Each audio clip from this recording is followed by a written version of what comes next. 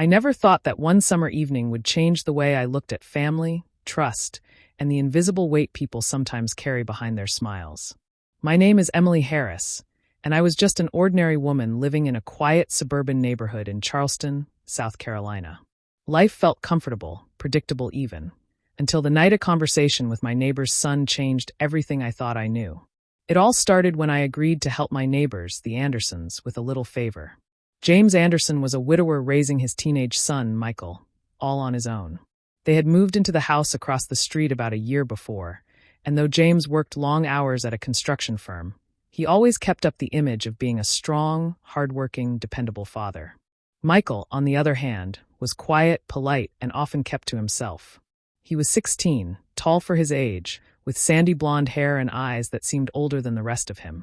I often waved to him when I saw him mowing the lawn or shooting hoops in the driveway, but we never had more than a short conversation.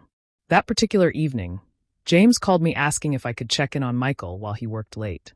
He said Michael wasn't feeling well and didn't want to leave him completely alone. I agreed without hesitation. After all, I liked the Andersons and admired James for raising his son by himself. When I arrived, James was just finishing up packing his work bag. He thanked me quickly, told Michael to rest, and then hurried out the door. His truck rumbled down the street until its sound disappeared. That's when Michael looked at me with an expression that caught me completely off guard. His shoulders slumped as if a huge weight had been lifted now that his father was gone.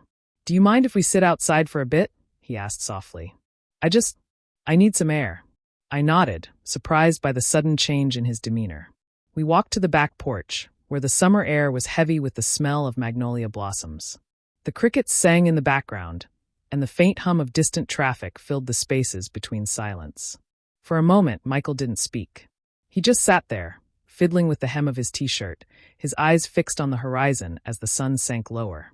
I waited patiently, sensing he was building up the courage to say something. Finally, he took a deep breath and whispered, "I've never told anyone this before." My heart tightened. I had no idea what he was about to reveal, but the seriousness in his tone told me it mattered. "It's about my dad," he continued, his voice unsteady. "Everyone thinks he's this perfect father, strong, hardworking, always doing his best. And he is, I guess. But it's not the whole story." He paused, his hands trembling slightly. "He's not the man people think he is when the doors close." I felt a chill run through me. "Michael," I said gently, "you can tell me anything. You're safe here." He looked at me, his eyes shining with unshed tears. "When my mom died, everything changed. My dad, he doesn't really talk to me. He doesn't ask me how I'm doing. He just works and then comes home tired and angry. Not angry at me, exactly, but angry at life. Sometimes I feel invisible, like I could disappear, and he wouldn't notice until dinner wasn't on the table." The words spilled out like water bursting from a dam. I could hear the pain that had been locked inside him for years. "But that's not even the hardest part," he whispered. "The hardest part is, I feel like I have to be strong for him. I pretend I'm okay, so he doesn't have to worry about me. I smile, do my chores, keep my grades up. But inside, I feel like I'm falling apart. And I don't know how much longer I can keep pretending." Tears welled up in my own eyes as I listened. This wasn't just a boy talking. This was a young man carrying the crushing weight of grief and loneliness far too heavy for his shoulders. "Michael," I said, reaching out and placing my hand over his, "you don't have to pretend with me. It's okay to not be okay. And it's not your job to take care of your father's emotions. You're still a kid, and you deserve to feel seen and heard." He looked at me with a mixture of relief and disbelief, as if no one had ever said those words to him before. "I thought if I ever said this out loud, people would think I was weak," he admitted.